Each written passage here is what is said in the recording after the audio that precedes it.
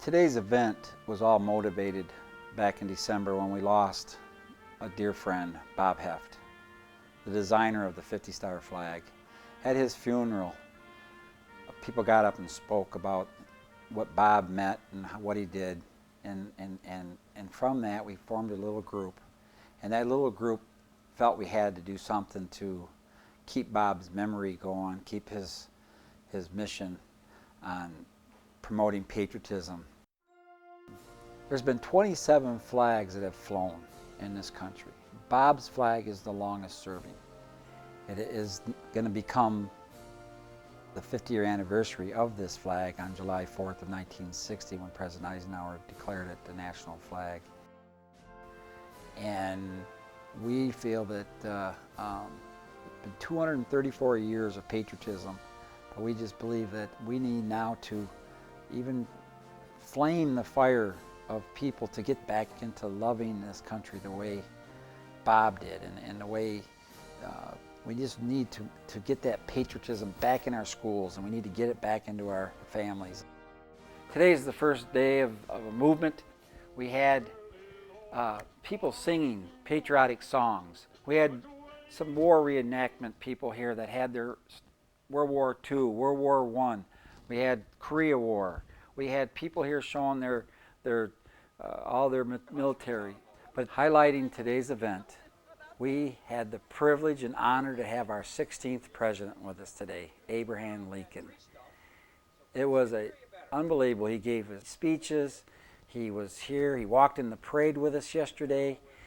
It was very special to have someone like Abe Lincoln here to share this day with us. But this was really a very special occasion.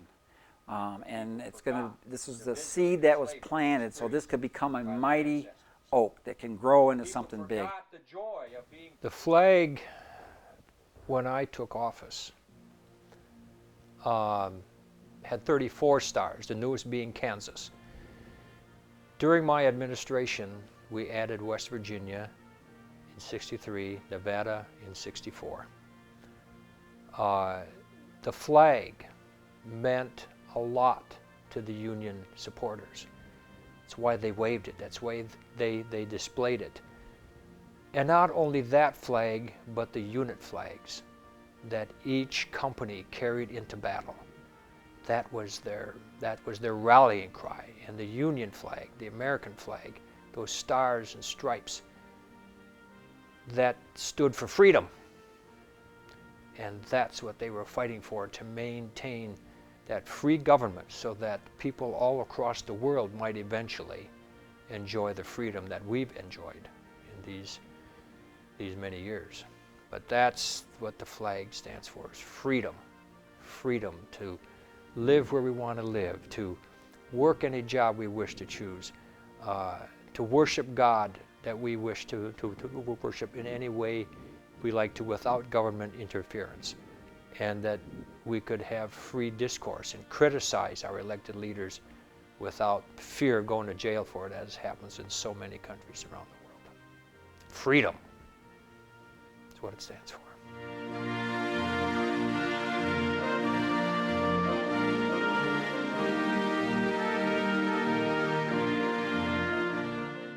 And we want to take this on a national scope, make it a national event, and really create that awareness of how valuable this flag is and what it means to the American people. And that's why we're doing it. There was no better place than to start this occasion here at Michigan's Own. Bob was a friend to this museum. He donated a lot of his funding to this museum. Right now, there's a lot of things going on in our country. We're divided in a lot of areas: religion, race. We're divided based on politics.